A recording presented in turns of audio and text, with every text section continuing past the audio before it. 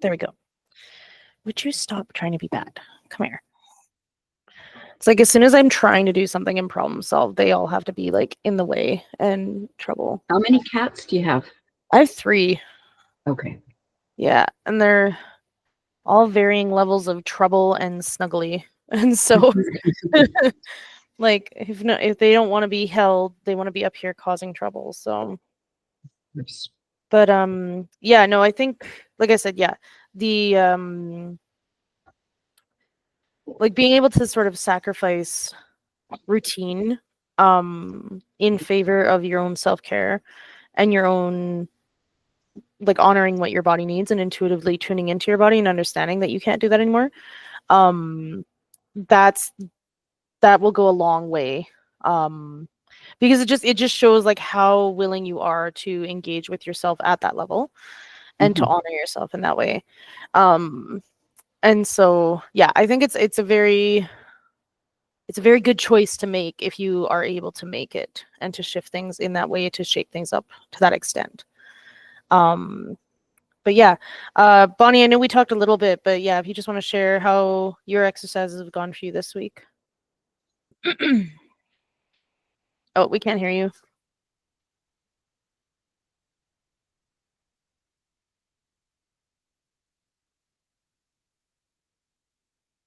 Oh, interesting.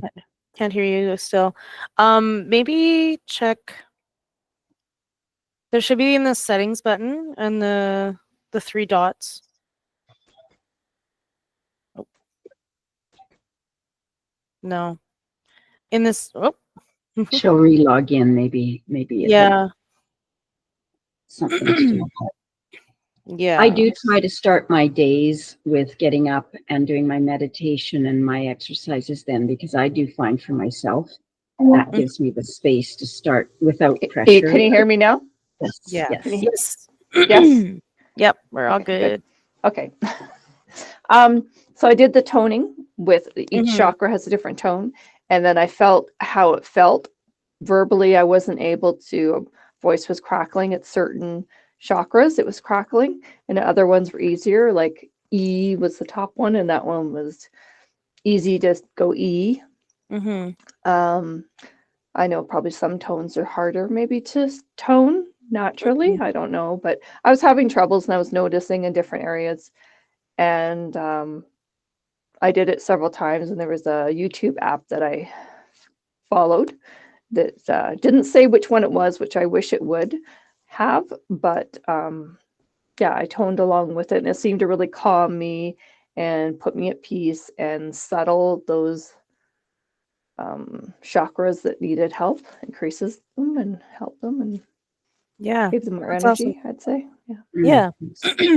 Yeah. Sound and chakras they go hand in hand for sure. Sorry, 1 second. I gotta plug my computer in here. Man, this is just like technical difficulties everywhere today. All right. Okay, there we go. Yeah, sound and chakras just go hand in hand, I find. And like what's nice is like if you're driving somewhere, you can find like a chakra frequency to just put on in the car while you're driving.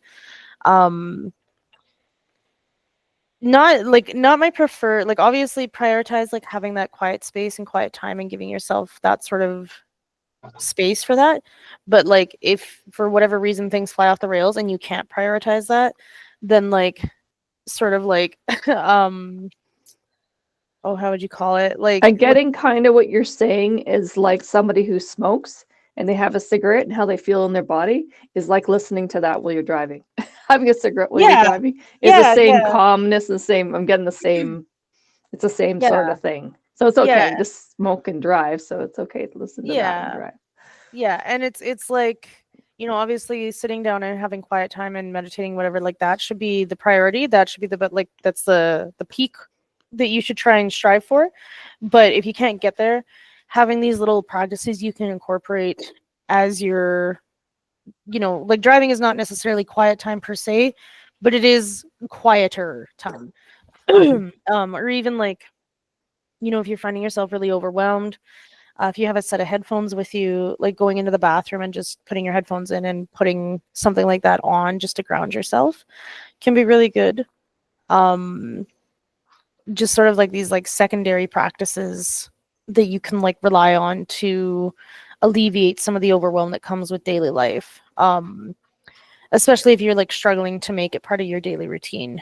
And yeah, like you could do like the sound stuff. That's probably the easiest and most accessible. Excuse me.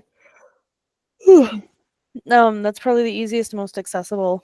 But you can even make like certain playlists for like different moods. So like I have one that I call like soul resuscitation. So the days that I'm really, really low and like really don't feel that I can do anything, or that I'm having a really big depressive episode, like that's a playlist that I can just put on, and I know it's already curated with stuff that will help me in some way, something that I've listened to before and been like, oh man, like if I'm in a really low point, this would help a lot.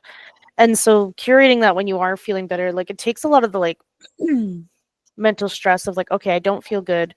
Now I have to sit here and think and tune into my chakras and like figure out like what frequency I might want. Like it becomes so many more decisions. Whereas having a playlist like that ready to go where you can just like hit it and be like, yep, there's going to be something in here that's going to hit what I need. And that can be really good as well. Cause yeah, if you do have those quiet moments, you can put it on. If you are like panicking or overwhelmed or whatever, you can put it on and like connect with something that's more grounding. Yeah, sound in that sense is probably easiest because it's the easiest to incorporate into whatever else it is you're doing. If you're doing the dishes, you can put it on. If you're driving, like anything where you have free mind space, but your body's engaged in something, you can put something like that on. And it's easier than just visualization, especially if you're doing something else. Yeah, I think, yeah. Did you guys have any questions so far from this stuff? No, but thank you for that flow chart. I blew it up and printed it out the first time. I don't know where it is, so I have to blow it up again because I couldn't read it. But Yeah. no, that was so helpful. I really, because that's kind of what I need, is just to start getting that muscle memory going when you're sort of going through the steps, and it still feels very new in that sense. So yeah. Yeah, that's great. Give me 1 second here. I was in the process of uploading things to YouTube for the meditation and the day one video, but I was having issues with my internet the other day, so I don't know if it actually uploaded. Give me 1 sec. I'm just gonna check here. No, it didn't. Okay. I will set this to upload while I'm at work. Because yeah, I did re-record the day one stuff, so you can go through that and kind of restart with that. And then I did record the grounding meditation. I've just got to get the audio and the video track synced up, and then I'll upload that as well, probably this evening. Excuse me. I don't know why I have such a tickle in my throat. Yeah. So I didn't really have a lesson planned for today because I figured we're like midway through. We can kind of like freeform it as we go. Is there anything you guys want more info on or want to like go over again? The chakra system is like, I can definitely like make a flow chart for that if like a sort of flow chart type thing is better, but like I feel like that section of notes where it just outlines each chakra and like what they do and that sort of thing. I think like keeping that handy would be really good to reference back to, just so you have kind of a chart so you can know. But I can make that a flow chart if you guys want. no, this printout was really good.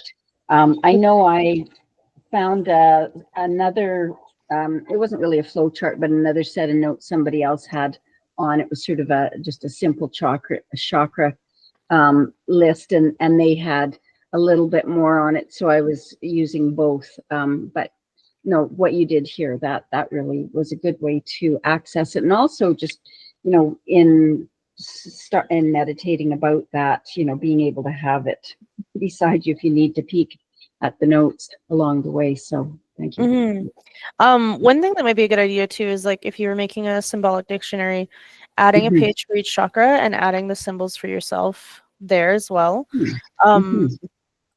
Because like, yeah, you'll tend to make your own associations with it, and I find the chakra system is a really good framework for a symbology, like a symbolic dictionary type thing. It's really good to like categorize symbols as they relate to your body.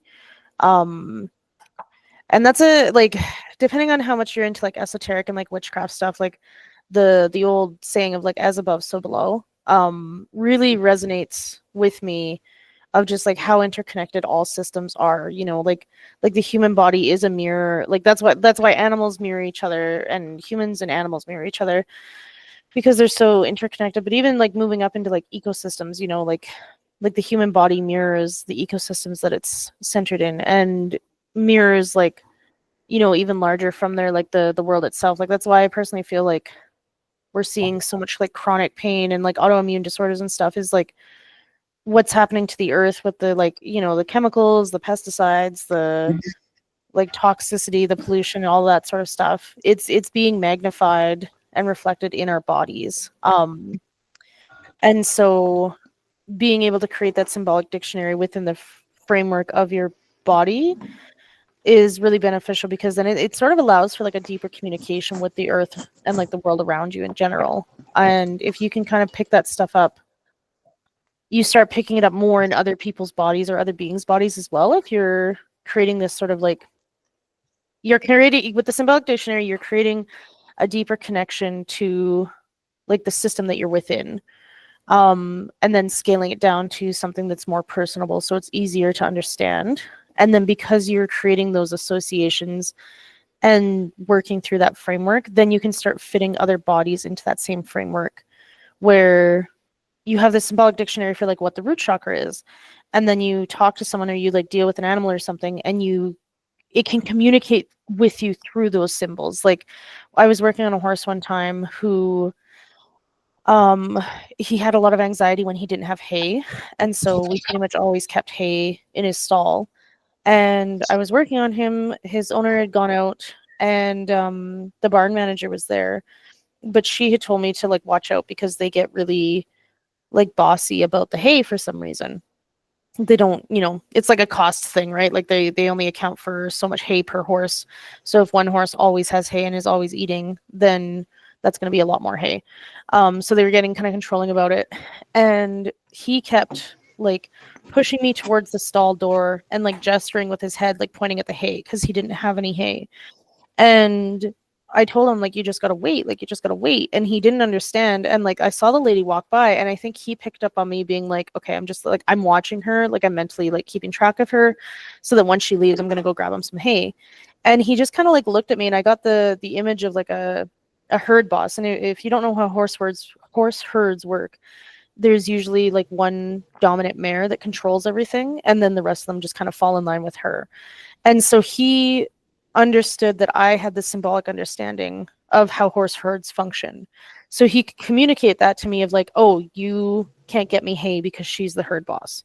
And I was like, yes, like that is exactly. And like as soon as like he made that connection and was able to communicate, like he stopped pushing me towards the door up until we heard the door shut when she went out of the barn, and he immediately shoved me towards the stall door, which was pretty funny. But like having that symbolic connection of like, I understand how horse herds work, so I can make that connection. He understands that I understand this, so he can communicate what he needs through that symbology.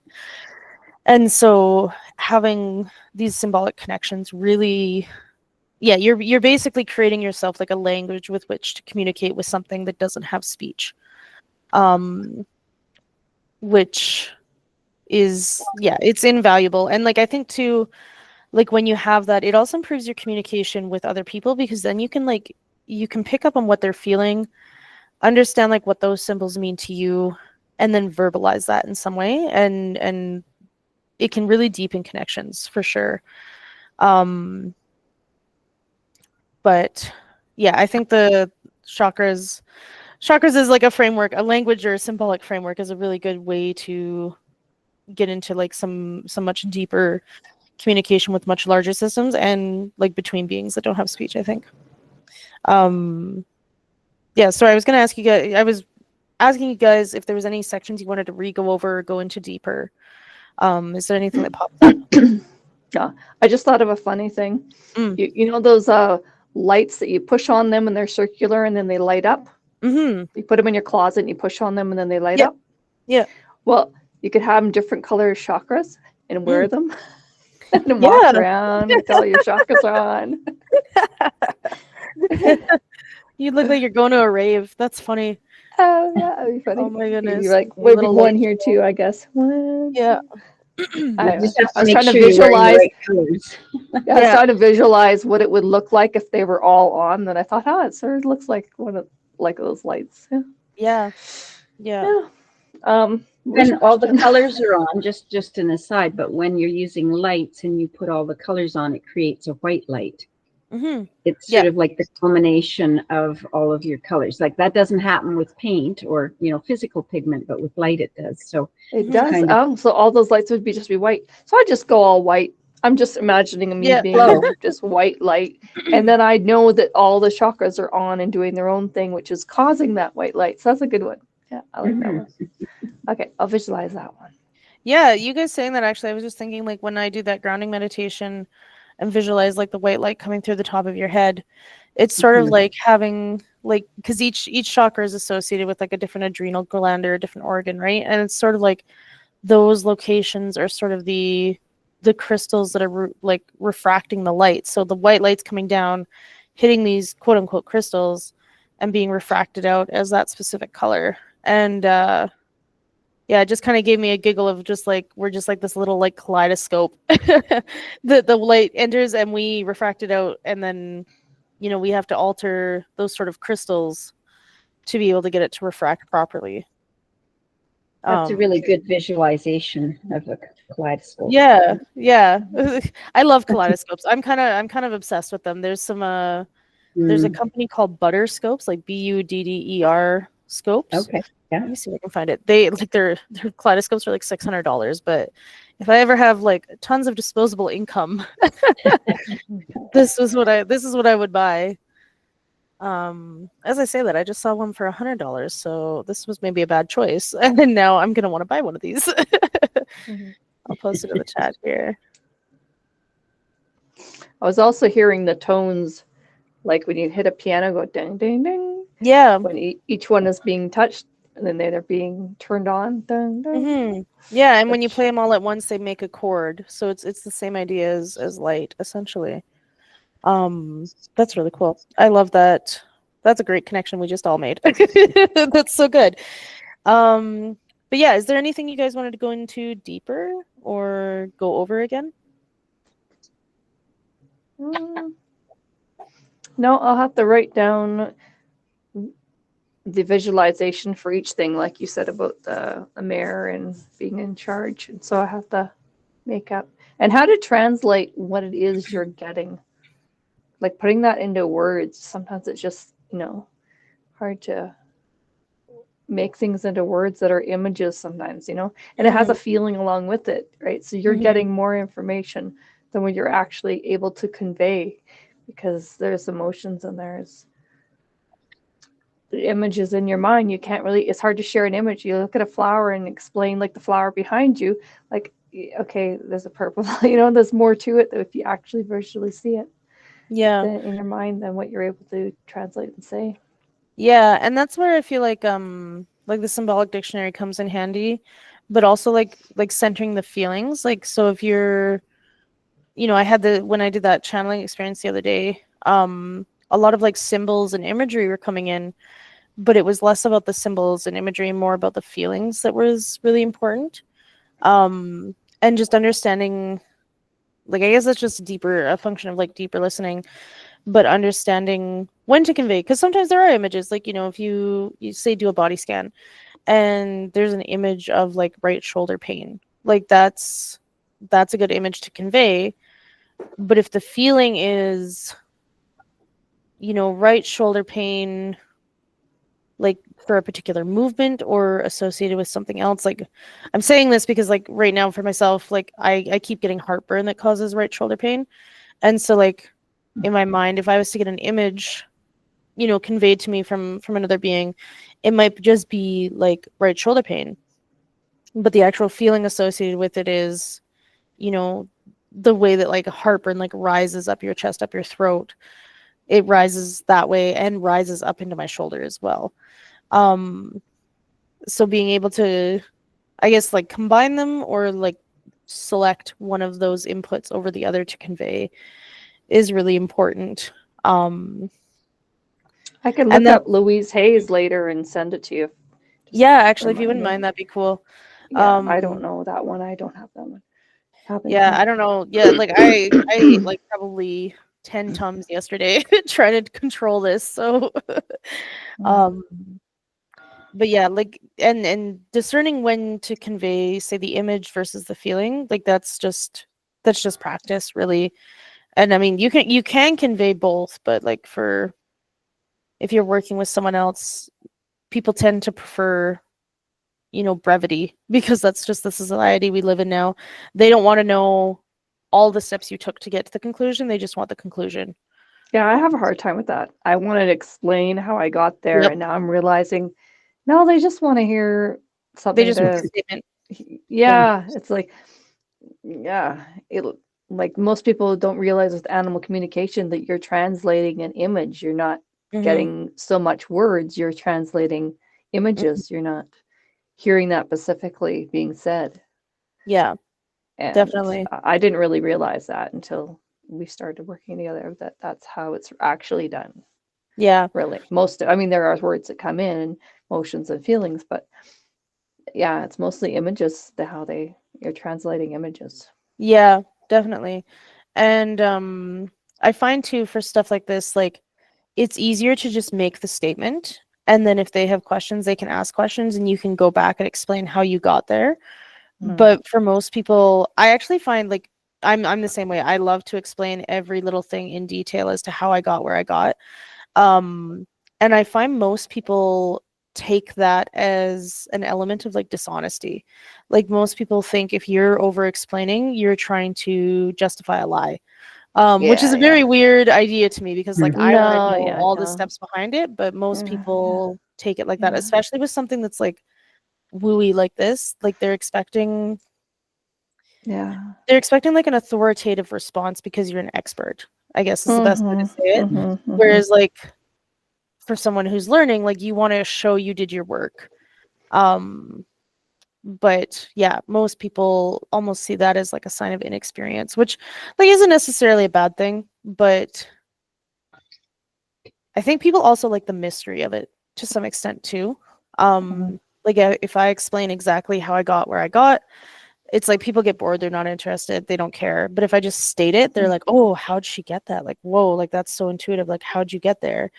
And then it like opens it up, because then they're asking more questions. They want to know exactly how you got there. And I find too, like when you do make a statement, if people are going to buy it or like take it as truth, they will, or they'll completely disbelieve you. But the people who like want to know more, like that's where the more profound connections with clients and with people in your lives come from, is giving them the opportunity to engage further. Yeah, I think on my website, I'll just have a section, maybe with the very, very bottom, because people don't seem to be too interested, just explaining how it is I get the information and what I'm actually doing. That way, my brain, I'm like, it's there on the website. I don't need to explain. It feels like I don't need to express and tell and all that Yeah. stuff. So I think I just realized that just now, that I'll just go, Yeah. oh yeah, well, if they seem a little bit interested, then I'll say, oh, it's there. If they seem a lot interested, then I'll verbally say it. Yeah. And you can also do like a video explaining how exactly it works for you, and like give examples and like that sort of thing, same thing. And then I don't know how it works on YouTube. I think you can do this where you like pin one video to the top of your page kind of thing. So as soon as they come onto your page, that's the first thing they see. Yeah. Is like they can look at your readings, or they can see like how it is you get what you're getting. Yeah, but yeah, I think a part of them want to be in the, Excuse me. you're over there and you do that, and I just want Mhm. to hear what you're going to say, but I don't really want to go there or be in touch with that, because I don't want to, because people are scared of that, Mhm. getting touched to that. Like, that's cool and interesting, but I wouldn't want that for, Mhm. yeah, they have that. They want to draw that line, but they're interested. We're probably getting off topic of being No, animal it's communicators here, no, rather I than think learning. It's all no, about communicating. yeah, no, I think this is a really great it is a good topic in the sense of like just knowing how to convey this, because like this, eventually this is not going to be like, the more that you work at this, the more that it starts coming in more as input about other people or other things or other events, and less about just like you and your pets kind of thing. Like it all factors in for sure. And like that is a little bit more advanced of like just being prepared for that sort of thing. But like when I did that channeling thing, you know, I did get input of like a friend of a friend who I've met once, and like something to do with his chest. And like we weren't even asking anything related to that person at all, but like that was what's coming through. So like obviously it's important, and knowing that, and knowing that you have to like honor that message in some way. And so like I'm not friends with this person, I've met them once, and so you know, I gave the message to my friend has it, and my friend has decided to wait until closer to the, like, I think it was June that we got that reading for. And they're gonna talk to this person then, or closer to, and like convey this message. And so like it almost becomes kind of like a bit of a responsibility, I guess, to carry this and like know how to convey it to other people, because like that is the role of like the oracle in society, is like people didn't want to know like the depths of the insanity that the person was experiencing. They just wanted the reading and like what should they do next. And so it's yeah, it's a fine line to walk, I think, but it's really important to learn it, because eventually you will start getting input for other people, for events, and like you can't just like sit on it and be quiet. Like you often feel that you have to get it out somehow. Otherwise it just like, you just feel like you're going insane. Well, I'm thinking also that each person has come here to contribute or do their own thing. And so they've come in with, you know, I'm Aries, so I have certain personality traits, and you're whatever. So we come up with different abilities and clairs and drives and things that make us happy, that make us pick up on certain things that are to do with that area of what we are and what we've come in with. So you may pick up on certain things and another person might not, because that's their passion, that's their drive. I think your passion and drive is to help people recover from something, an animal or whatever. Like they have an issue, you're like, okay, I want you to help you with this, and then you recover from this, and then you're like good. And yeah, so like a kind of like a nurse in a way, but yet you're kind of different. You're in the spiritual area. So I think that's your passion and drive. So you'll pick up on that stuff, because that's where your thing is, or where you're built definitely. for, basically. Yeah. What were you gonna say, Leslie? You just said you're really a facilitator in that kind of sense. Like you're, because you're handling information about other animals or people, then it becomes, you know, along with that responsibility, that would be a good way to describe it. Yeah, you're essentially a conduit. And like on my website, I do say like I'm a facilitator for healing and healing the connection between like animals and humans. And I find like that, to me, that's like a personal kind of litmus test for a lot of other practitioners and a lot of other people of like in this space, because like grifting is so common within this space of people, because you know, like I just said, like you just need to make a statement with authority. That's what people want. So it's very easy if you're a person who can make a statement with authority, even if it's not true. It's very easy to come up in this space quite quickly. And so for myself, like looking at like how someone views themselves and conveys themselves, are they saying, no, I'm the authority and this is what it is? Or are they saying, I'm a facilitator for this message, this is what's coming through? And it takes a bit of a detachment from ego to be able to do that, because like you definitely like, I'm, you know, I won't lie, like you definitely can be like, oh my goodness, look at my abilities and like how much I can like tune into things and convey these messages, and like I'm a really profound person. And like definitely people are, but also understanding like because anybody can do this, anybody can be that deeply profound. So like separating yourself from the ego of it, because like it can be like a huge ego boost. Like, you know, there's been some sessions that I've worked on an animal, and it's like, you know, like animals that like the owner tells me like, oh, no one can touch them, no one can deal with them, nothing. And by the end, like the animal's in my lap. Like that's a huge ego boost, because it's like the person is standing there just like dumbfounded of like, how are you doing this? That like, you know, this animal that couldn't be touched by anybody is just like a big baby for you. And so it's hard, it can be hard, I should say, to maintain that distance of like, you know, I'm a facilitator for this message. This being is now feeling heard. And so, like, feeling seen and feeling understood. So, of course, they're going to relax and, like, want to be, you know, like, held. Like, because a lot of, like a lot of beings are craving that sort of connection kind of thing. So, understanding, like, in that context, it's less of like, oh, look at what I did, and more so I'm a facilitator for this message, and the only thing that's changed here is that this being got its message out. Like, I'm and here to that's, help, and this is what I do, and that's my yeah, focus. I'm here to help. yeah, yeah. And so it's, yeah, it's a really key factor, because then when you keep that mentality in mind of like, I'm a facilitator, like I'm just here to help, I'm just here to like do this mission, more input will come in, because it's less of like your ego really can like block you from a lot of stuff. So when you can kind of let that go, that's just like one more barrier towards all this stuff. Which, yeah, it can be really good in, I forget where I was going. I express love, and this is how I'm expressing it, and everybody expresses it in their own way. And Yeah. yeah, Yeah, definitely. And yeah, like I think like we're almost like little like radio antenna sort of thing. Like we're tuned to different frequencies. So like, you know, there's going to be someone that wants to listen to that radio station or needs to listen to that radio station. It might not you be get something everybody. from it. Yeah. Is You open know, to like it. there's always someone who's like, oh, I hate country and I'm never going to listen to the country radio station. Like that's fine. That's their way of being. But like eventually you're going to find someone who is like, this is exactly what I needed to hear. And yeah, like one of my favorite sayings is rejection is redirection, because that's exactly what it is, of like just being okay with that sort of rejection, that just Let it because go, someone too. doesn't resonate with your message doesn't mean you're not getting that message.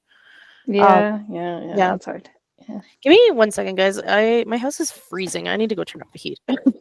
1 sec. Actually, why don't we'll take a quick 5-minute break right now, and I'll go turn that Okay. up and get some water so I stop coughing in your ears. And then Okay. yeah, we'll be back at 10:55. Okay. Good. Okay. Get up.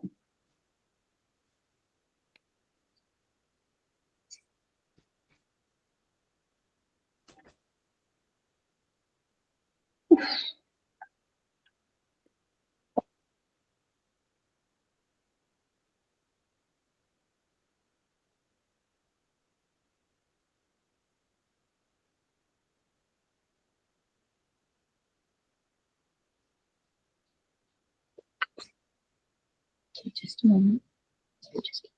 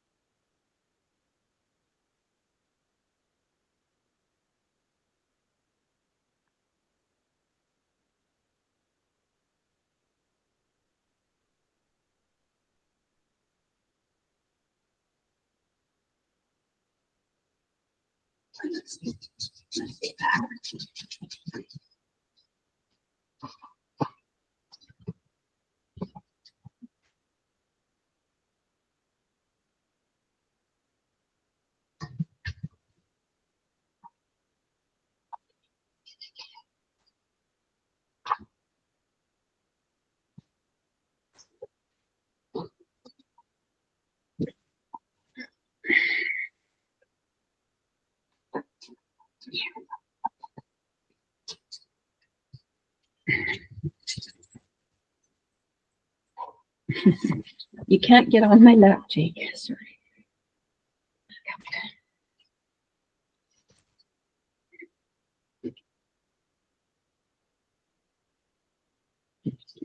Just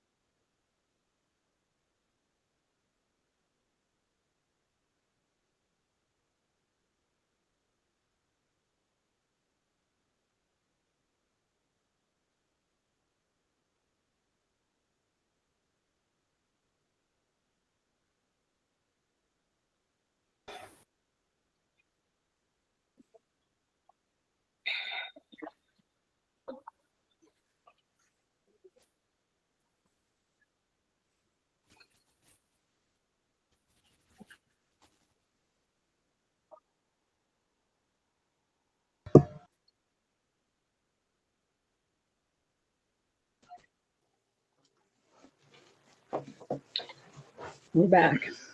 Hey. Just one sec.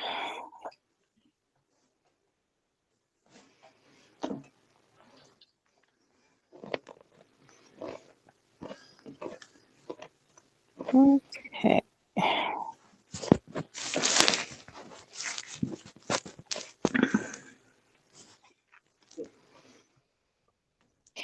Okay. Yeah. So, yeah, any other topics that you guys wanted to focus on?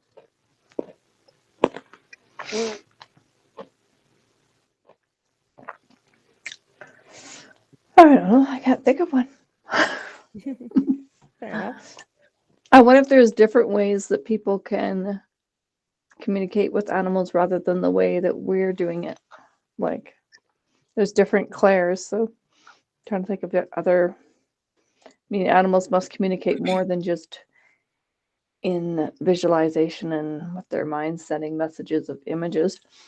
There must be more than just that. I guess sounds and clicks and things like that. Maybe they're able to just instantly tap into the Akashic records and know what that click sounds, what that means. And just curious about other ways. There's got to be more ways than what we're doing.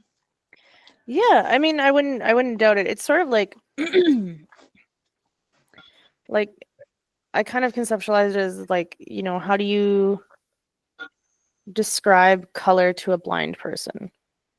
Like it's sort of that same way of like I know the senses that I know, and to convey them in another way, or in a way to someone who doesn't have them, is very, you don't have a framework for that necessarily.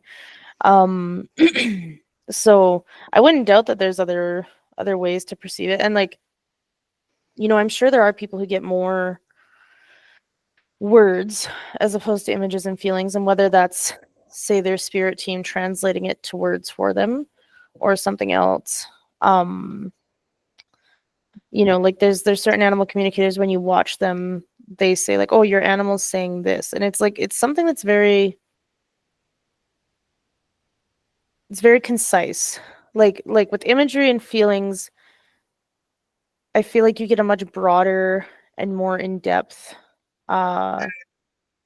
experience to convey, whereas with words, it's a very precise meaning that they're conveying. And now whether or not that's someone taking an image and just saying exactly what they're seeing, or if they are like genuinely getting words, I'm not too sure. But like, yeah, you do definitely see that here and there.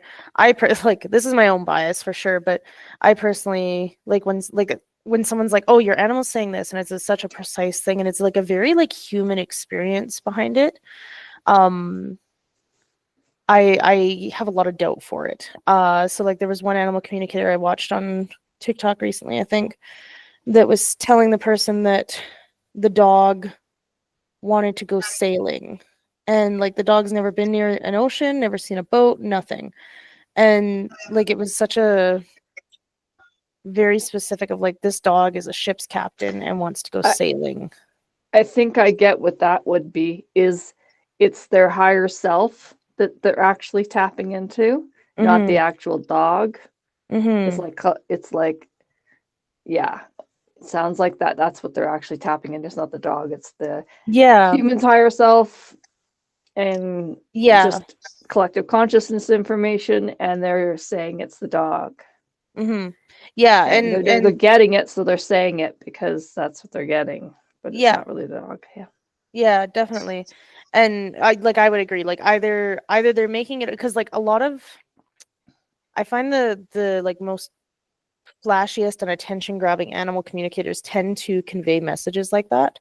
And whether or not it is, they're just picking something that's like the farthest out there, like the most shocking, for like shock value to retain, because that's like that is what some people go in for, is like they aren't doing an animal communication session to genuinely learn about stuff. They want to have their mind blown by this other person. And so like, you know, obviously that type of person is that person's ideal client, so they're going to keep feeding that sort of stuff to them. Whether or not that is truth or made up is like, obviously I can't say, because like I'm not in their head interpreting those signals. But it very well could be, yeah, like higher self that's telling them that, or the human's higher self conveying that through the animal. It could be like a past life thing. Like there's so many different avenues that it could be, but yeah, that like very, very precise language, I have a hard time myself just believing that precise language is coming from the animal. So I do tend to believe that it is something else. Now, whether or not that's their own ego or something else entirely, I don't know. Yeah, you wouldn't know unless you were those people, and how it's affecting the client. Does that trigger them, or what's that do for them? Or is this a positive thing for everybody involved? That's the underlying thing. Yeah, and like, oh my goodness, that thought just flew out of my head. I'd like to take lessons on working on clairs. That would be a thing, to go somewhere and just like, okay, one day we're working on mastering, I would say mastering, but you know, improving clairs. Like, okay, what's your strengths? Okay, what's your not strengths in the clairs? And then let's work on the least and go to your clairs that are better for you and easier for you. That'd be kind of neat to do.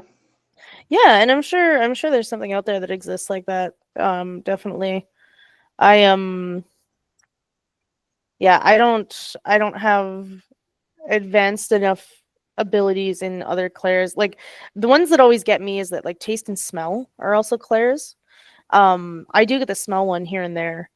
And actually, like I kind of wonder, because like I am a bit hard of hearing, and like I'm borderline legally blind.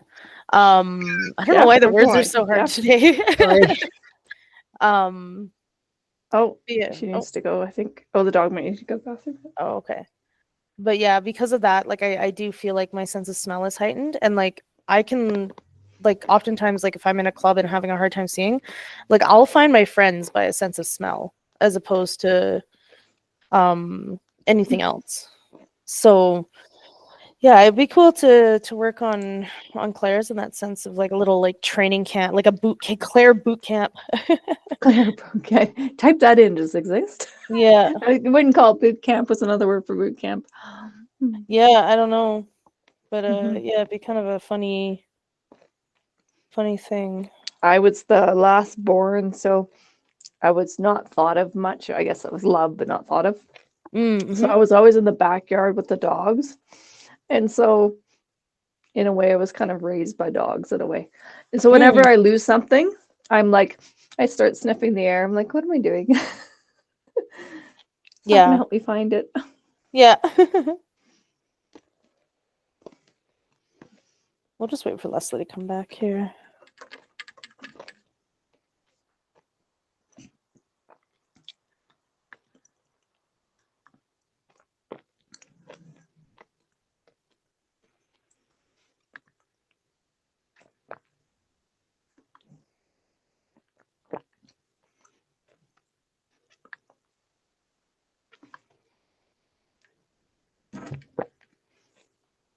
We need to meet somebody who actually has most of their clairs like functioning and working at high capacity. Mm-hmm. It'd probably be hard to relate to the person because they'd be so in a different place in a way.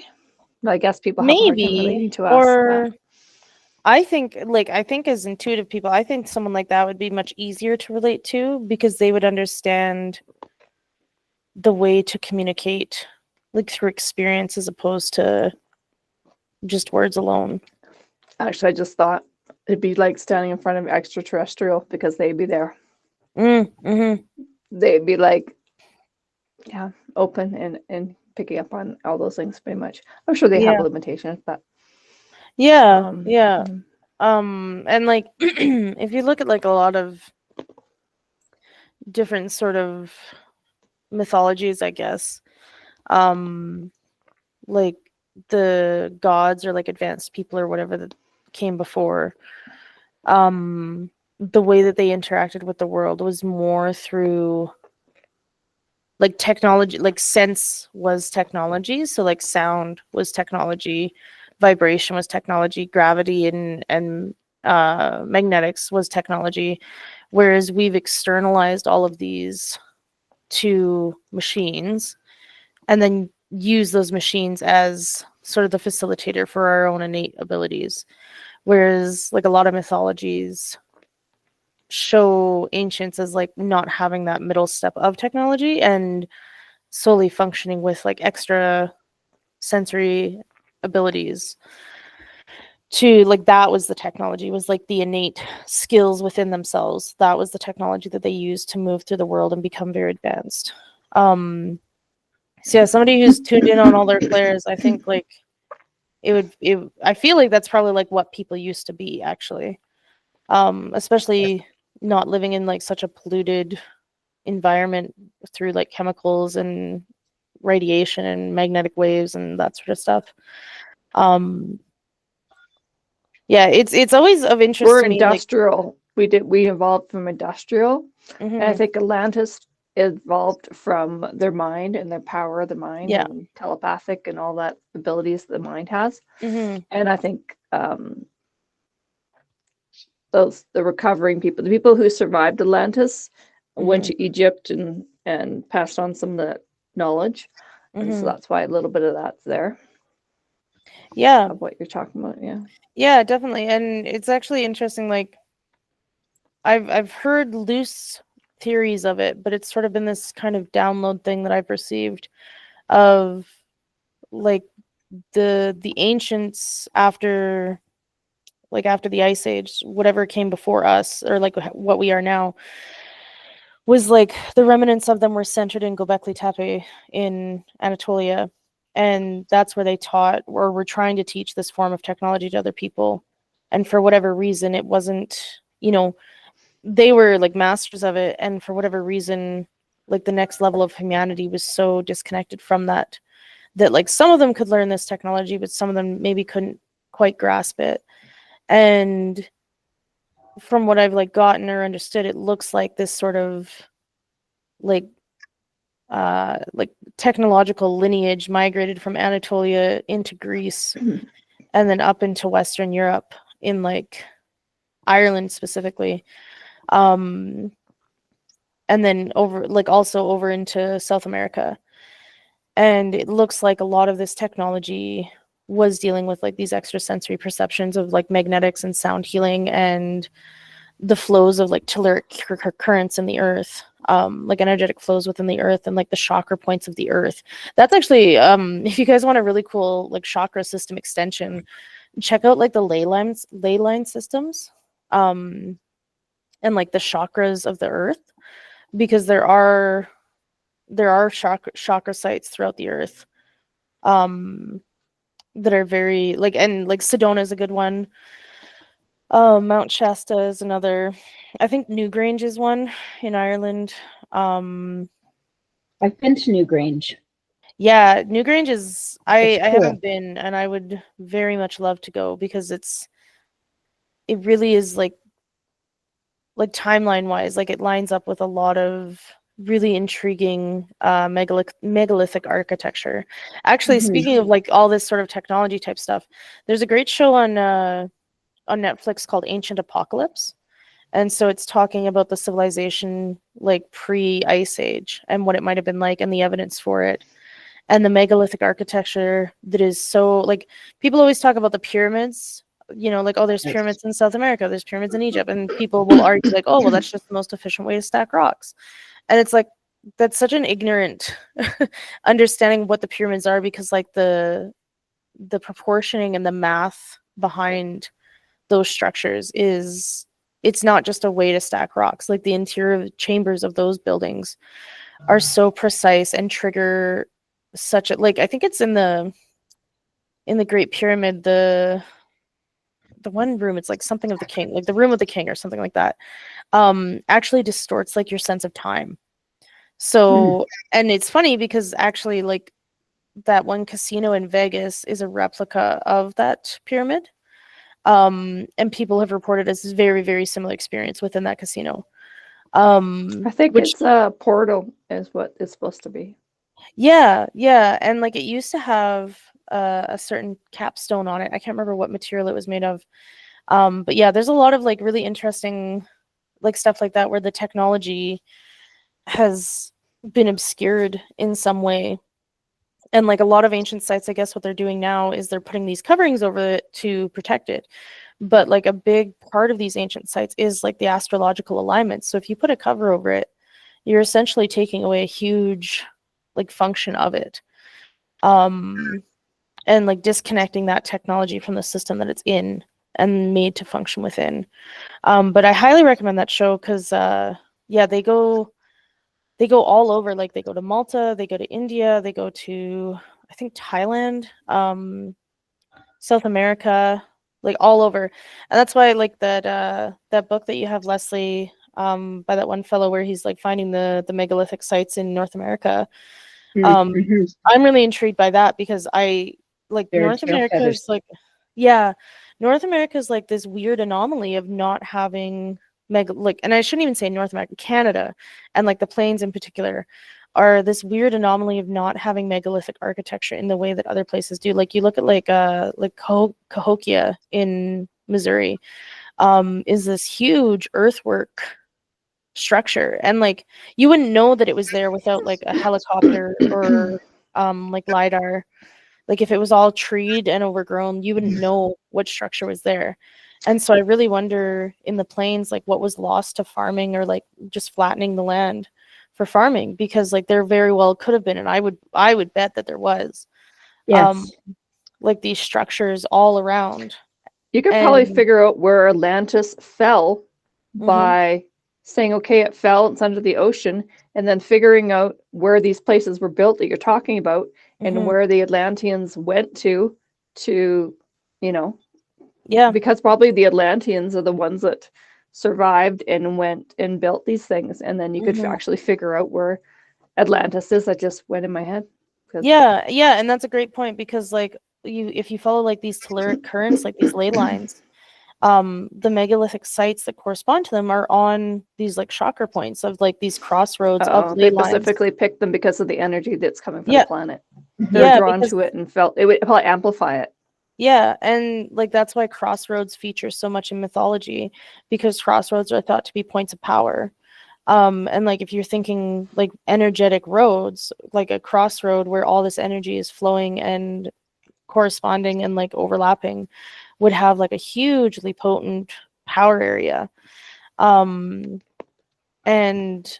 so like you look at the myth and you just apply the myth to the real world, and that's basically what they're doing in this ancient apocalypse, is they're treating myth as fact rather than just story. And people forget like oral traditions were extraordinarily like sacred. Like you couldn't just alter the story for story's sake. Like you had to tell the story the way that it has been told. And I think it's the Australian Aborigines, they have an oral tradition that goes back before the Ice Age. And like people won't believe them. They're like, no, like that's not a real thing. But like their oral tradition is, I think, like the longest existing oral tradition in the world. And they even have oral tradition back to when Australia was attached to the main continent. And it's like, you know, why would people who have all this like this story and this myth and stuff, why would they choose to make a story like that up that just happens to match Earth's geological record? Like that's a pretty big coincidence. But yeah, that show is really cool. Just for like getting you to consider like ancient technology and how ancient technology corresponds to our own bodies as well. So like the outside of the New Grange, there's a rock with like spiral patterns on it, and those spiral patterns actually correspond to the frequency that's used for healing the heart in sound therapy. And so it looks like New Grange was like utilizing like sound technology for healing specifically. And a lot of places that show very similar, that same style of patterns of whirls have been shown that those sites harmonize with specific harmonies for specific healing. So as an ancient person, you would know what pattern meant, like what chakra point essentially, and be like, okay, you know, I'm not feeling great. You know, this is the chakra that's imbalanced. I'm going to go look for the marker that shows me this is aligned with whatever healing I need, and I'm going to go there and take part in a ceremony there or something like that. So I wouldn't doubt that there's stuff like that in Canada. We just haven't found it, or it's been destroyed. But oh, go ahead. What struck me, I had the opportunity to visit the Majorville Medicine Wheel about a year and a half ago. And, you know, you had to travel through other people's land. It was out in the middle of the prairie where there's really not a lot. There aren't roads to it per se. But if you didn't know what you were looking for, you wouldn't know unless you were really sensitive to the feelings in that area. And I wonder, you know, if just knowing the little that I know about the Indigenous people in North America, a lot of them, you know, tread lightly on this land. So the megalithic, they've been here thousands and thousands of years. So the megalithic things that they built were very different in aspect from other things that we see around the world, and they're much more in tune with the nature around them. Because when you realize where you are, like, I mean, we knew where it was, and it was a really, I don't know, the feeling up there was, I don't know, there's a deep connection to the land, but it was also because you didn't see signs of humans anywhere in all directions from it. Like it was really in a place that was, there was just a sense of space like you don't get anywhere else.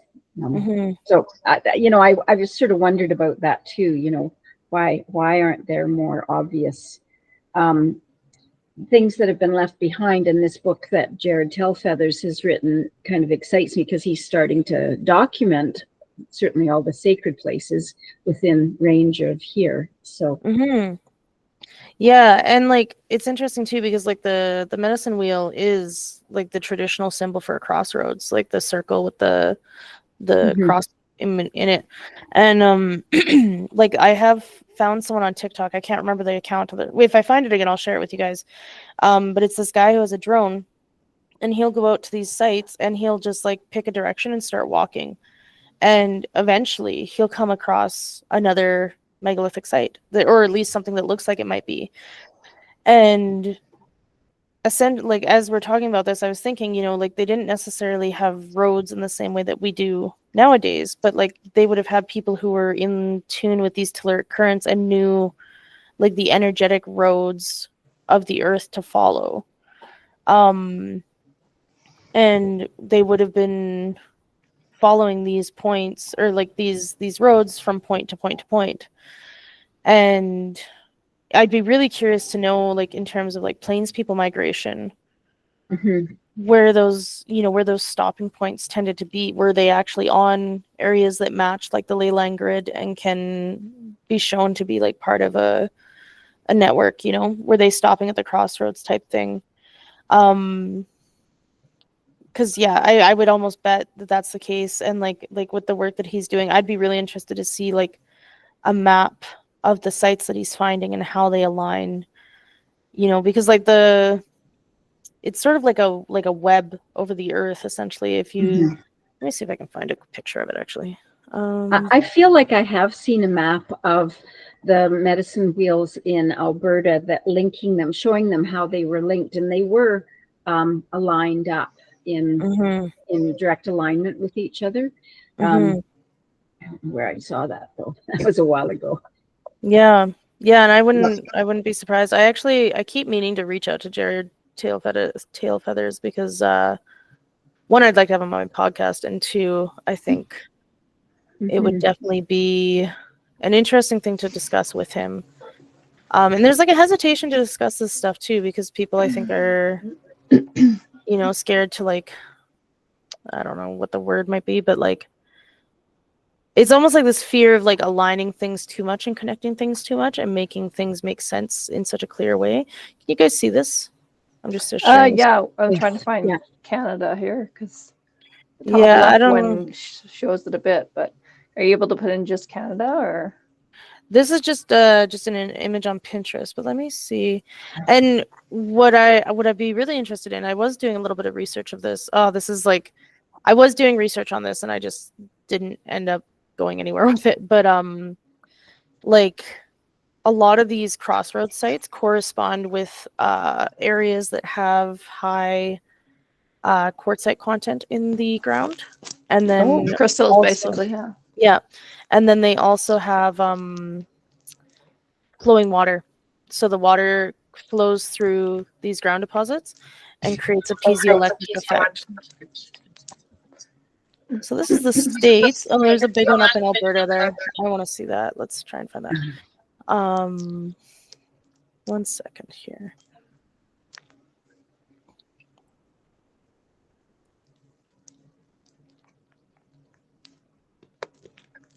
Oddly enough, these maps are quite hard to find. Like when I was doing this work before, it was quite difficult to find a really well done map that made sense. I see that. You can't just put in Alberta, it doesn't work, eh? Yeah, give me 1 second here.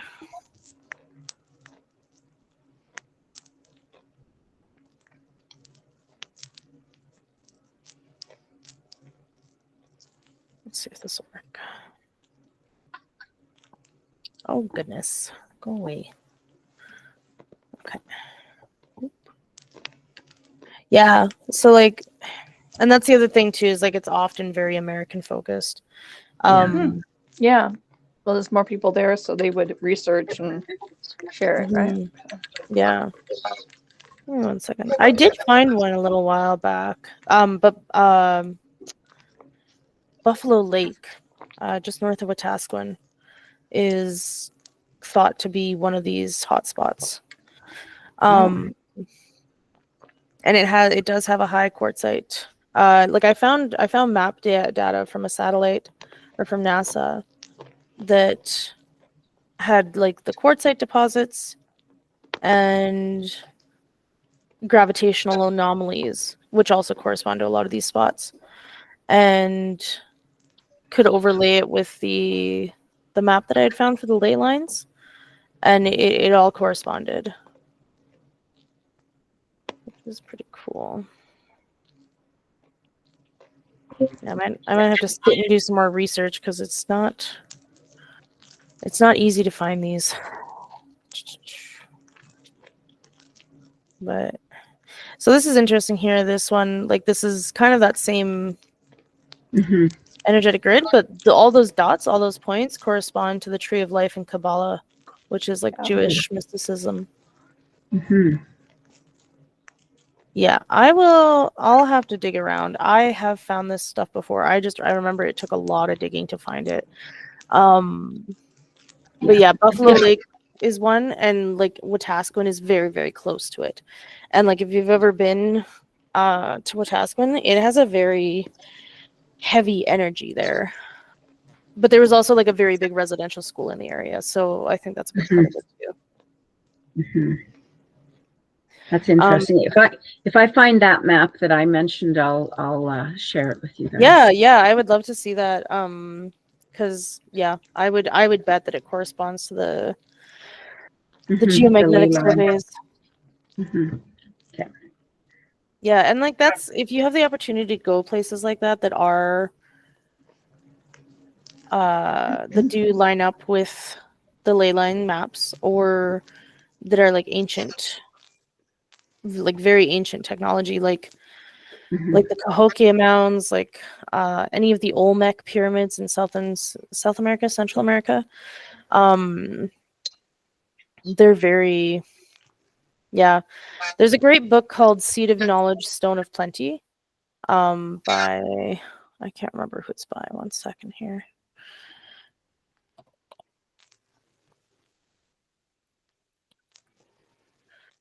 It is by John Burke. Let's see if I can share this.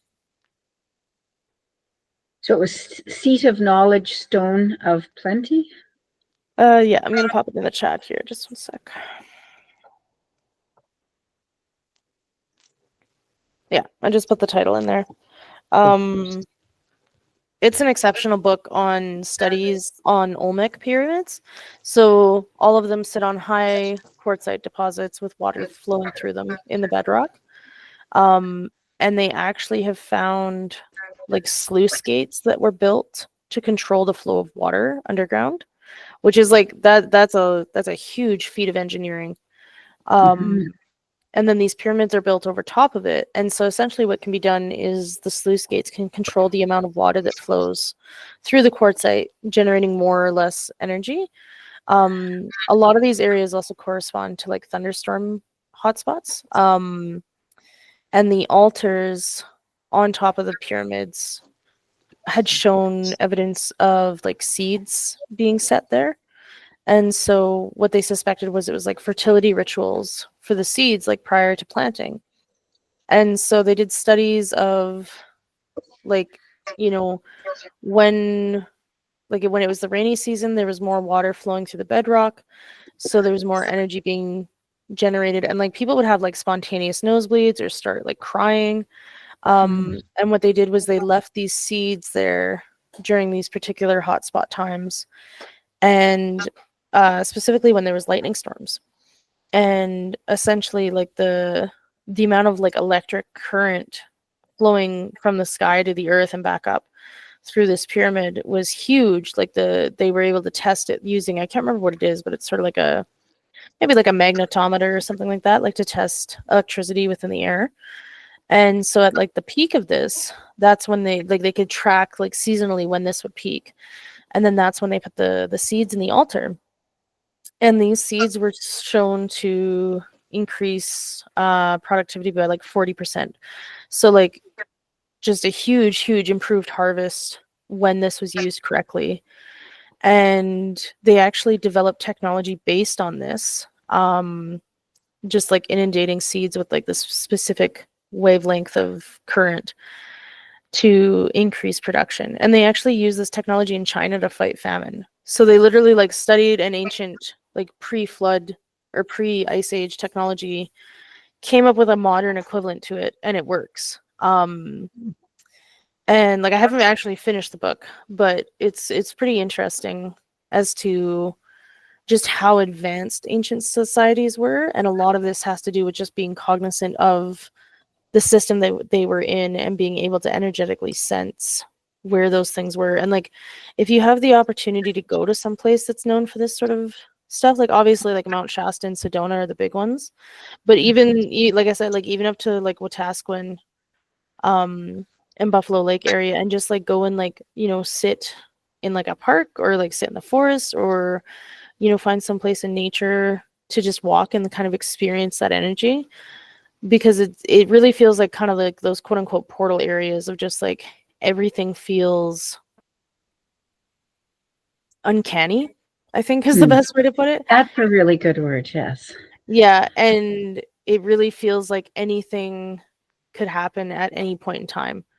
And it puts you on edge, and it can be a little scary, but at the same time, it's a pretty, I don't know, those instances, like I kind of joke that going insane is a hobby of mine, because these sort of experiences, like if you're not secure in yourself and your sense, like it can absolutely shake your sense of reality when you experience these things. And so if you're not a person who like dwells and thinks about these sort of spaces and topics all the time, like it can be very discombobulating, I guess is the best way to say it.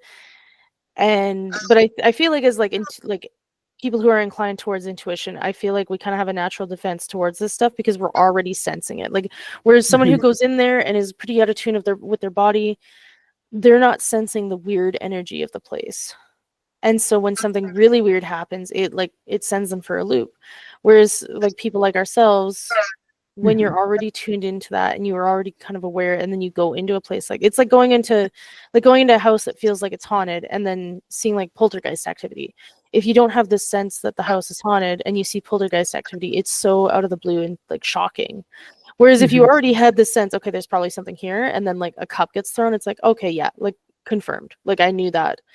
But yeah, like being able to dwell in that energy, I find it's like a really big boost to your intuition too, because it's so loud and it's so clear that you don't have to question anymore. So yeah, if you get a chance to spend time in that, and I would bet like Findhorn is built on one of these. Well, actually, when I went for what was called an experience week, they held it at this hotel, this big, beautiful Victorian hotel that they used to own in Forres, which is near Findhorn. And the very first night we were there, they had mentioned that behind, like it was heavily wooded around, but there was a hill, and the peak of the hill was where the ley lines crossed. So 4 of us decided to go up there after dinner, and I really had not had this kind of experience before. And we got to the top and we got to the point, you could tell, like, so for me, this was the first time I really, really understood what I was feeling, and I could feel the energy. And the 4 of us stood at east, west, north, south, and I mean the energy, the current that went through us was just, you know, you felt like your hair was standing out straight on your body. And in some ways, in looking back, I realized it helped. And what you just said was the penny dropped, because I was able to see further through what I would call the veil than I ever had before. And I was able to actually visualize. I did have images come to me, you know, in my meditations, much stronger than what happens here. And I feel like, yes, that sort of opened me up for being able to just feel and see those imagery much better. I mean, I haven't had an experience like that since, not to that level of intensity anyways. And so that was, it was a turning point for me, definitely. Just being aware of that and not really knowing what to expect before I got there, but just being open to it. Yeah, and as you're saying this, another site that this reminded me of is Writing on Stone Provincial Park. That's a very, very energetically heavy place, and like it's interesting because you can like do the interactive tour. So They just give you like a little guidebook, and you go to each point and read about it, or you can scan a thing and it'll say it to you. And they considered, it's like, I don't know if you've ever seen it, but it's like big hoodoos along a river valley, and they considered the hoodoos to be alive and to be a spirit in each rock. And like when you're walking through there, like you feel eyes on you. And like I've been out to Drumheller, and Drumheller is definitely like an interesting energy, but it's not the same as this. It's far different. Like it feels like there are things in the rocks watching you, and it's interactive. Like when we were there, I don't remember if I told you guys this story, but when we were there, we got there pretty late. I injured my foot before we even started hiking, so like we had to go slow. And we got there late. There was maybe 3 groups that started after us, and they went in and came back out in the same time that we had like only gone about halfway. So there's nobody else in the park at this time. The sun was setting. It was getting kind of dark. So I was like, okay, like we should probably turn around and go back. And as we were going back, I said to my partner, I'm like, I'd really love to come back here and like take psychedelics and bring my drum. And this park is like, because it's such a potent archaeological site, like they have game cam or trail cams all over the place. So if you go off trail, like they will drive down and pull you out of the park and fine you $25,000. So like people don't go off trail there unless they have special permission. And so we were coming around this corner, and straight in front of us was like 2 of these hoodoos with like a little gap between them. And it definitely looked like people had walked through there. Like there was a little bit of a path beat down, but it was off like the controlled path. So like I had thought about going into it, and Avery was like, no, like we can't afford getting charged. I was like, yeah, okay, good point. And so as far as we knew, there was nobody else on the trail with us. There was nobody should have been down that little path. And it was also like you would have had to kind of scramble through it. Like it wasn't super easy to get through. And so we kind of came around the corner. We were face to face with this path, and I said, I want to come back and do psychedelics here and bring my drum. And as I said drum, like for a split second, we just heard bump, bump, bump, bump, bump, bump, bump, bump coming out of this little path, and it just stopped. And I turned and looked to Avery, and Avery's like, yep, I heard it, and we're gonna keep walking right now, and you're not going down that path. And like it was something else, like just to have it respond to you. If I just heard drumming, I would have assumed, like there was an indigenous group that had set up teepees at the foot of the trail. So like would have assumed, somebody was out there doing like a sweat or something like that, some sort of ceremony. But to have it respond in conversation with us, like it was obviously listening. And when I said drum, the second I said drum, it kicked up. It wasn't like drum, and then a while later we heard some drumming. It was like literally like literally just in that exchange right there of you saying, right, it was like that. Like it like heard me, and it's like, yep, drum, and here you go. And to like experience that in real time and just be like, okay, this, like the land is literally communicating with us right now. And it makes sense as to why they thought that these hoodoos were alive, because I mean they are like energetically they have spirits to them, and they can be communicated with. And if you have the chance to experience a landscape like that is so conscious, it's very like, there's really nothing like it. Like we were just talking about, like, how do you describe color to a blind person? Like that's kind of this feeling of like, how do you describe having a communication with the land to someone who's never talked to the land? Like it's very, very, very interesting. And I'd be really interested to speak with, someone like Jared Tailfeathers there, who has like either connections to it himself or knows people who do that, where people live in conversation with the land, which I feel like was how things used to be. Like I feel like it was much more of a conversation than like a domination of the land. Yes, yeah, I agree with you. I think that's the way through whatever we're going towards. I think that's the way through, is like learning how to recommunicate with the land. And I think it's going to be a sort of sink or swim scenario to some extent of like, we're going to learn how to do this and how to get back to this old way of being, or we're not going to be around, because like, the way we live is in such contrast to how the natural life cycle actually works. One of my goals when the weather warms up this spring, is to start visiting some of these indigenous sacred sites that are accessible because I want to be able to sort of start connecting more with the land. And I think that's, I mean, you know, yes, there's my backyard too, but I also want to visit these other places because I'm very interested in them. And so I've added the hoodoo, the writing on stone to that list. Yeah. Yeah. And if you ever wanted company, I think that'd be a really cool little field trip for us to do. Cause I think it'd be in the same way you're talking about standing with those 4 people. I think when you participate in this stuff with more than just yourself, it becomes bigger because then you have, or is it? yeah, like then you, in the same way that like we're facilitators for different messages and different beings and stuff, we're also capable of engaging with the land in different ways, in the sense that like, you know, we might be out, you know, at one of these sacred sites and like one of you is getting this sense, one of you is getting this sense, I'm getting this sense, but all together, like that makes a much different message than it would just separate by itself. And I think that's why that like psychic questing type stuff that I mentioned to you guys before comes in as well, is like you're like asking a question, but you all have different areas in which you communicate best. And so various different things can communicate with you at once rather than just one thing. And so like you can get a lot more input that way. Well, I'll definitely, when I'm back from Scotland and I start looking at things, I'll let you know. Yeah. You know, anything that I set up, because my hope is also to go out and, you know, paint them or sketch them too at the same time. So yeah, that.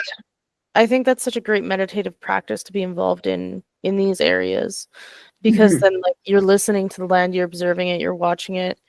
It's like very like a very in the same way that like I guess it's like a very like intimate level of attention to something. Yes. In the same way of like sitting in meditation and like examining your somatic experience is sort of like an intimate communication with your own body. Like it's the same thing for the earth as a larger whole. Yeah, that's I don't know. I feel like you'd probably have some really interesting experiences if you were sitting there and just observing for like a couple hours at a time. And that's like honestly one of my favorite things to do. Like whenever I go hiking with friends, I tell them like, you better be prepared to like stop and smell the roses like every 5 steps. Like that's I'm not a person who hikes with an objective. I'm a person who hikes for the experience. And it was interesting because I went hiking with some people who are way above my fitness level. Like these people do like hardcore fitness stuff all the time just for fun, and hiked to the top of a ridge, which I've never done in my life, standing on top of a mountain, and we were up there for 20 minutes and they're like, okay, let's go down. Like they had no appreciation for like the grandeur that they were like witnessing and experiencing. Like they just couldn't conceptualize. And like that's such a good example of people who like aren't intuitively connected and aren't intuitively connected to the land. Like they only care about like the accomplishment and the achievement and the production, and then it's on to the next thing. They don't care about like the deeply spiritual connection of like, I just struggled to march my ass up this mountain and now I'm at the top, and like to just see things from such a different perspective. Like it was a really interesting, because like had I hiked it with like my friends or my family, like I know for a fact we would have stayed up there for like hours. And to have people who are like, yeah, we're going to stay up here to drink a beer and eat our lunch and then we're going to go. And like, it's such a lot of work to get up there. That's so frustrating.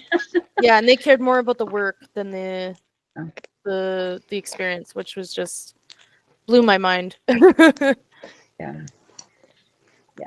No, I would prefer to spend a lot of time, because as a matter of fact, from like, with my family in early family life, we used to do a lot of hiking of the mountains around Jasper and Banff.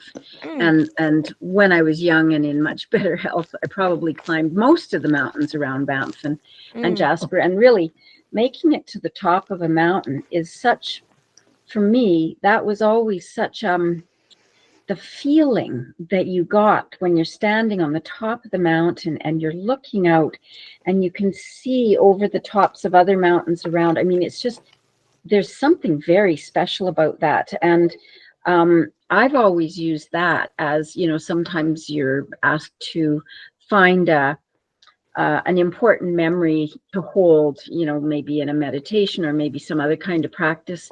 And I always think of that that time, like Sulphur Mountain, particularly for me in Banff, we used to hike up it and take the gondola down sometimes. And I spent a lot of time at the top of that, and it just felt really, really special every time I was up there. And I couldn't tell you at the time, I couldn't tell you anymore. I don't know if I'm going to hike up Sulphur Mountain these days just because my knees aren't as good, but I might take the gondola up and see if I can hike a little bit further to the other peak, because that's where I used to go. And you know, but I never connected that to anything else. And again, so it's kind of like you're pulling memories and things that have happened out, that it's consolidating it as far as important spiritual / sacred places that I've been. Mm-hmm. So Yeah. thank you. Yeah. Yeah. No, that's awesome. They've found that like an experience of awe is really integral to good mental health.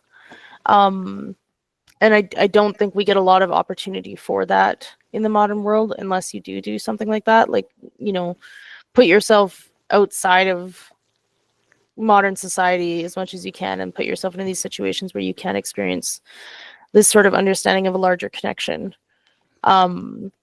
Anything that like makes me feel very small and insignificant, like people get terrified by that, and I love it. Like I love realizing that like I'm just one tiny little very minuscule blip in time, and like like you're literally experiencing like the barest drop of the ocean of existence, and like to experience that much awe in one little go of it is it's a pretty cool. I think we're pretty lucky to be able to experience that. And I think I'd be really curious, like when you do go up to the other peak there just now, like what sort of intuitive hits you might get too, because I do feel like you look at like mythology, like if they wanted to contact the gods, like they went up a mountain. And so like if you want to contact spirit or whatever and you go up a mountain, and I mean, there is something to be said for like the physical exertion of getting up the mountain, because that does induce like a trance state. Like anything that like makes you suffer has the ability to also put you into a trance state. That's why like for me dancing, because like there's a point when you're dancing when you're like, oh my God, like I need to stop. Like I'm so tired and my feet hurt and I can't breathe and I'm too sweaty. And it's like, but you can't, like you physically can't stop yourself from continuing it. Because like there's something bigger and something much grander that's coming through. And I feel like that's the same for like hiking to some extent. Maybe that's why like the people who are really into like fitness, maybe that's why they do it and they enjoy it, and like enjoy running, which I've never understood. I've never been a runner, and so I can't conceptualize enjoying that level of suffering. But like, yeah, there's a big dopamine rush for that, like suffering leading to awe. Which is like, I feel like that's you're primed for any intuitive hits at that point in time, because like you're simultaneously centered in your body and outside of your body, which is a pretty unusual experience. And then then you can get more intuitive hits that way, because you're just tuned in, I guess is the best way to say it, and you understand like the simultaneous insignificance and significance of existing. So anyway, that was not I'll really definitely have to do that one again. Well, no, but this is very interesting, and this sort of helps. For me, it's certainly, I'm sort of becoming more aware of just connections that are happening that are sort of solidifying what kind of set me on this journey a few years ago. And, you know, it's slowly evolving. I'm not in a big rush because I want to, well, partly because I haven't had the time, but also I just really want to fully embrace all of it as I learn. Enjoy the process. You know, exactly. Yeah. Yeah. And I do find like, for me, the most significant experiences of this sort of journey have been those moments that it's almost like, let me think how to put this into words. It's like the energetic signatures of very specific past events and the current moment that you're in are the exact same. And so in that moment, you can see, it's almost like a portal of like seeing back into all those additional memories where you kind of understand the connection running through everything. And like that's almost like experiencing ley lines in a sense of like everything lines up. Look, we'll use the kaleidoscope example again. Like when you twist the kaleidoscope, eventually there's one point in the kaleidoscope where you don't get any distortion. And it's like life is like all of this distorted color and craziness, and then you have one of these experiences that you can now see this time, and like, you know, your time, like you were saying, for your memories there, like your time on top of these mountains, or like, you know, other times where you experience like awe to that level, and it like syncs up all of those experiences, and you can kind of understand like this flow of connection from the past to the future to the present, and that, you know, it'll flow into the future. And at some point in the future, you'll stand on, like, you know, using the mountaintop thing again, you'll stand on like another mountaintop and look back and be like, oh my goodness, like the knowledge that I have now puts into alignment and like helps you understand everything that came before it. Like for myself, I'll try and like really briefly outline this because it's kind of hard, but like I was obsessed with horses as a kid, and I was obsessed with Ireland. And my great grandfather was Irish and was sold to Manitoban farmers from Ireland. Like he was sold from Ireland to farmers in Manitoba, I should say. And then he ran away, joined the army, and became a farrier. And so for him, like horses were like his career, like he was a farrier all of his life. And like it was like this really profound connection to realize, once I got back into what I had loved as a kid, which was horses, seeing the connection to him, that like horses in Ireland have always been a big thing for me, and to see the connection to him, that those were probably significant things for himself as well. And then finding out that like the mounted cavalry unit that he was in is still in existence, and it's the only mounted cavalry unit still in the army, and it exists, like their base is not very far from where I took my schooling. And like just seeing the synchronicity of like the amount of shame and trauma that he had that needs to be healed generationally, that I'm now the one who's capable of doing it. And like seeing the synchronicity just running through of like Ireland and horses, and like the, you know, the experience of going back to Ireland and like seeing horses in Ireland, and just like how significant that was for me as well. And it's like the lens is sort of horses and Ireland, but at some point, like you stop and you like look back at the connections for all of that, and like the synchronicities of like, just like, how did I get here? But also, of course, I got here. Like, it's sort of that's really interesting that that connection came almost full circle. Like you've connected that circle with your ancestors, in a sense, your grandfather in particular, and have become the healing part of that circle. That's really, really interesting. Yeah, and I feel like that's where a lot of people are coming to now, because a lot of people are getting more involved in healing and like healing this generational trauma, because like, you know, even just looking at my siblings, I mean, my siblings, like my family's a little bit weird that I'm a millennial, but my siblings are all Gen X and my mom's a boomer. So it's like a weird generational overlap. But like seeing like the layers of trauma, and like, you know, my mom did the best that she could as a parent. It wasn't exceptional, but she did the best that she could. My siblings, I feel like my mom did a good job of like tamping down the expression of trauma while being functional, whereas my siblings weren't able to tamp that down. Like the trauma really, like they tried to, and then in their 40s and 50s, the trauma has like busted out in terms of like chronic illness and like severe dysfunction. Whereas for myself, like I'm not functional, quote unquote, in the sense of like, you know, making a ton of money or like having a solid career that's very stable. And like, you know, my family's still like, okay, when are you going to pick a job that like pays you well? And it's like, well, that's not my lot in life. Not right now anyway. And, but like at the same time, like I'm the most well off in the sense of like healing process. Like I have a very healed life in comparison to my siblings and in comparison to my mom. And now, like, it's only now though that like we have the tools to do that. Like my siblings didn't have the tools or the opportunity to do that. And like looking at them, like a lot of a lot of what I like know of my great grandfather's story is reflected in them, like the level of shame and guilt that he experienced. Because like, so he was in World War I as a farrier because he was like 12, so he's like a bugle boy and a farrier. Oh, And then boy. in World War II, he joined the motorcycle brigade. And 2 weeks before they were supposed to deploy, he broke his leg in a training accident. And so he was out of commission. He couldn't be deployed. And they were deployed to the beach in Normandy. And within like something like 20 minutes of being deployed, they were all wiped out, Oh my God. including his brother. And so like the level of like guilt that he must have felt that he was the only one who survived that. And it was all due to like a fluke of just breaking his leg.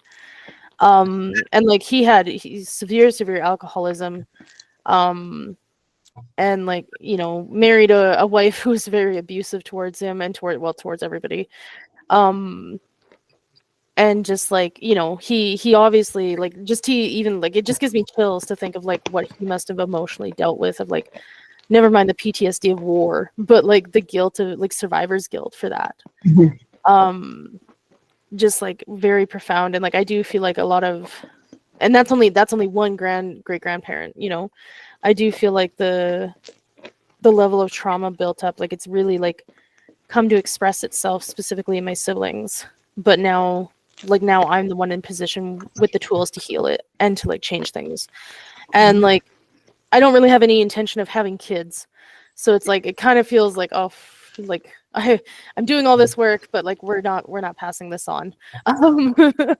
But you are But passing it on to other people. So even yeah, though you don't intend to have kids, you may be more influential than you imagine by passing it yeah, on to those around you.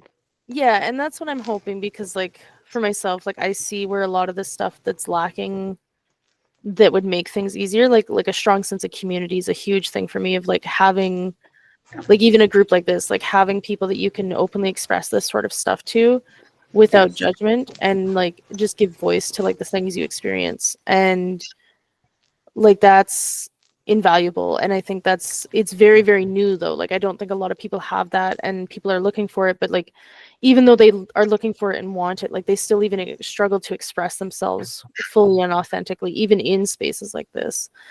So it's I don't know, it's just very interesting to see like when you get those glimpses of like where you came from, where your family came from, and how it aligns to the journey that you're on now and where it's going. Mm-hmm.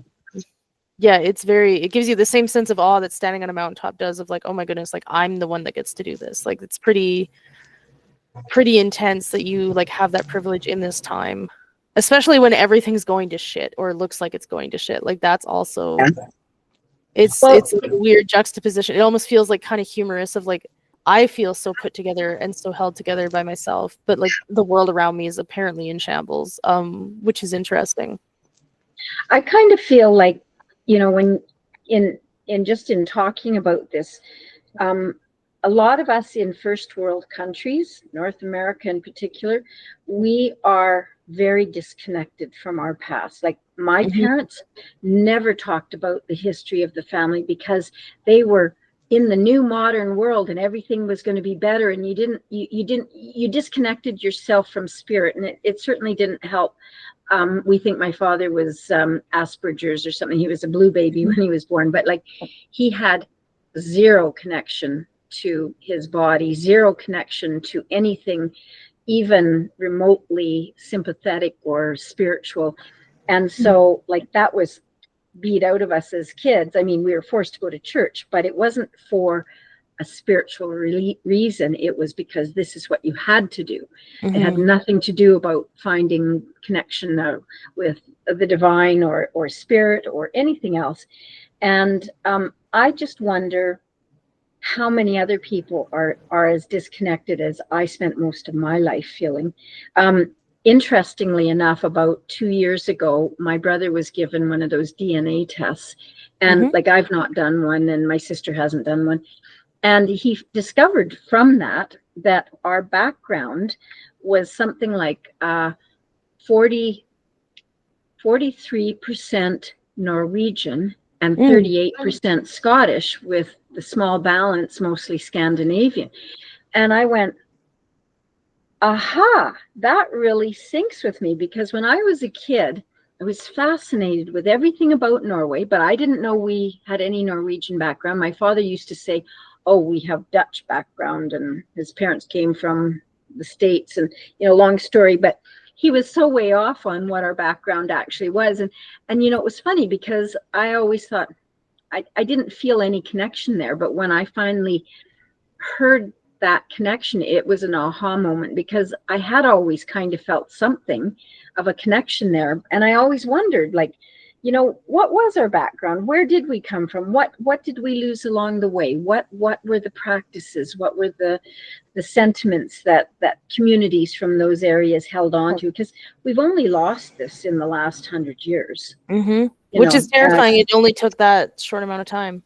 Exactly. So yeah, it's really important to start finding these connections again. And because I agree with you, I think that's what's going to help us go forward in this really terrifying time.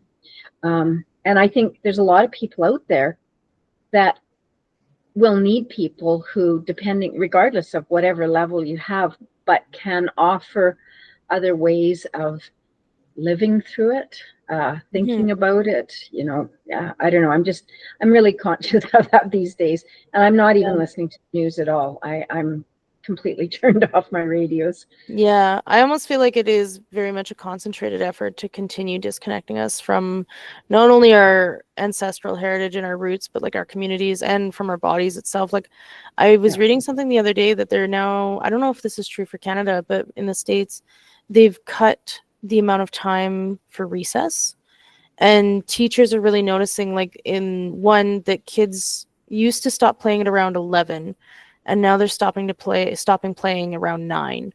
But along with this, their fine motor skills are completely non-existent, like coloring. One person pointed out, like, a spray bottle that you just like push the top down. Like, a lot of kids really struggle to actually do that. Oh my God. And like they might have like gross motor skills, which are like, doing monkey bars or something like that, like physical stuff like that. But like their fine motor skills are very non-existent, because they don't have time to spend doing this stuff, or, they're given a tablet or a phone rather than a coloring book. And like, it seems like a very concentrated effort to cut us off completely from our bodies.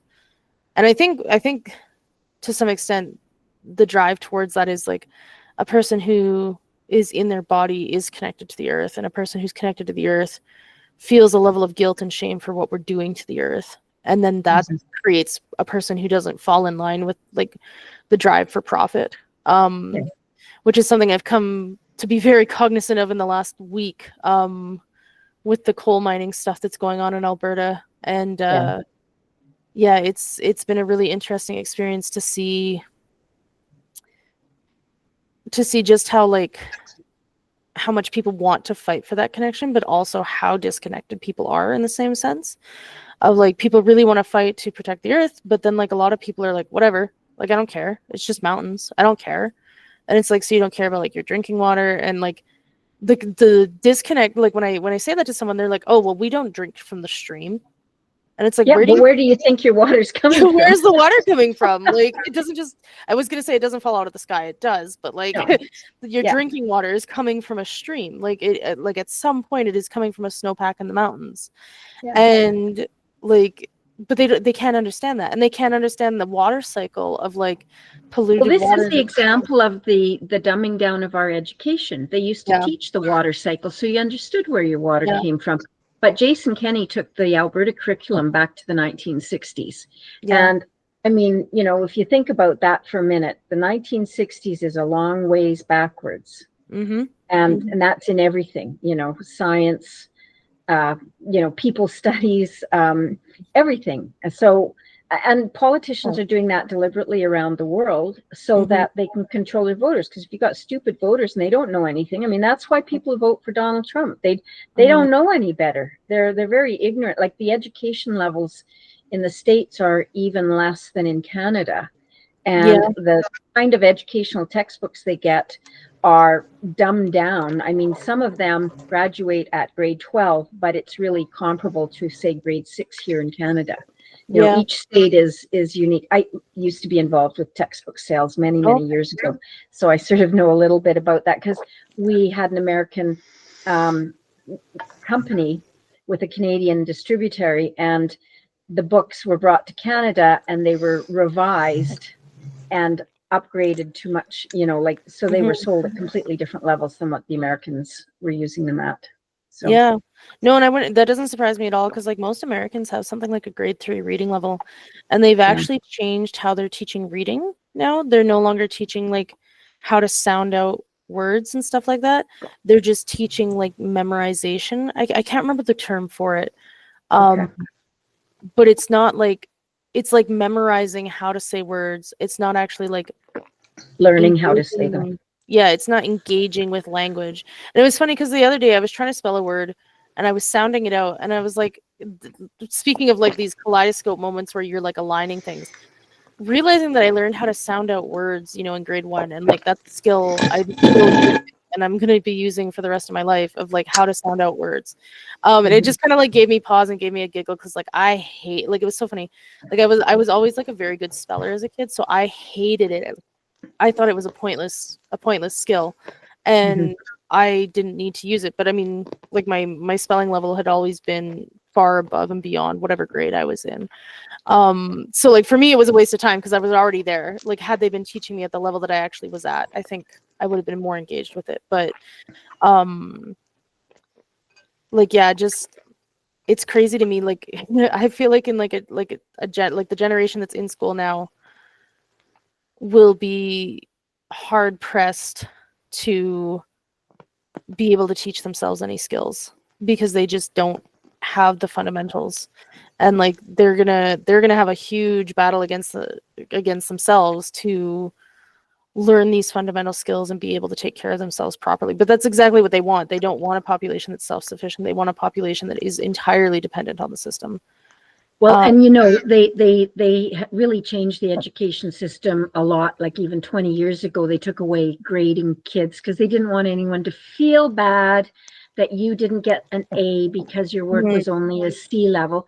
But the result of that, and we've encountered that already in the workplace, is you get these young people who come in and you tell them that they need to do something a certain way, and they don't want to, their feelings are hurt, and they don't want to come back to work because they're not used to anyone telling them that they were wrong, that they need to revise something, and this will give them the right way to do it. And I know that because a friend of mine used to run a coffee shop here in town and always had, you know, high school students and university students working. And like, because that competitive element had been taken out, they didn't know how to handle themselves when someone told them that they needed to change the way they did something because the way they did it wasn't working and wasn't going to be the right way. So, and I mean, that's sort of just one element. I'd be curious to see what else is sort of happening, because you're right, there won't be people who can really there'll be limited numbers of people who can sort of think for themselves and understand things and not be that product of the dumbed down education system. Definitely. Yeah, definitely. And like, I do think, you know, in terms of grading, I think there's always room for improvement. You know, I think there's an element of competitiveness and an element of being able to take constructive criticism. Like both of those are great. But like, you know, the parents who the kid gets 98% and the parents say to them, well, where's the other 2%? You know, like that creates such a level of shame. And like for myself too, like I was so scared to ask for help in certain subjects because I was so scared of being shamed. Like I've never been good at math, and like I was terrified. I don't even know, like I qualified for like the math pure levels, like the high end stuff of it. Like I never understood it. And like I was always terrified to ask for help for it. And there was such a level I wonder if that's an empathetic thing, because I was terrible in math too. My mother sent me to math tutors every summer just so I could get through. And I qualified for pure math, but it was called something different at the time. But I took the middle one because I needed to have a better mark than just being totally stressed. But Mhm. yeah, there's definitely there's something there. Yeah, for sure. But I'm gonna have to cut us short here now when we're over Are you time. heading off to I that have to go to work. rally? I was gonna go, but I have to take a shift for work. Okay. So I'm gonna miss it. If you do end up going though, let me know how it goes. Yeah, I have to go pick my client up, so I don't think I'm going to be able to make it up there just because the timing is such that and I'm in High River and Oh, okay, yeah. pick her up at between 12:30 and 1, so I don't think we'll make it Gotcha. up there today. But I've bookmarked them so that I can, if anything else comes up that's closer, I'll definitely try Yeah, and be a there part is of one it. tomorrow. Like the one today was just let me stop recording actually. Wait 1 second. What? It was recording. Oh no. It shows it's Oh no, it is recording. Oh phew.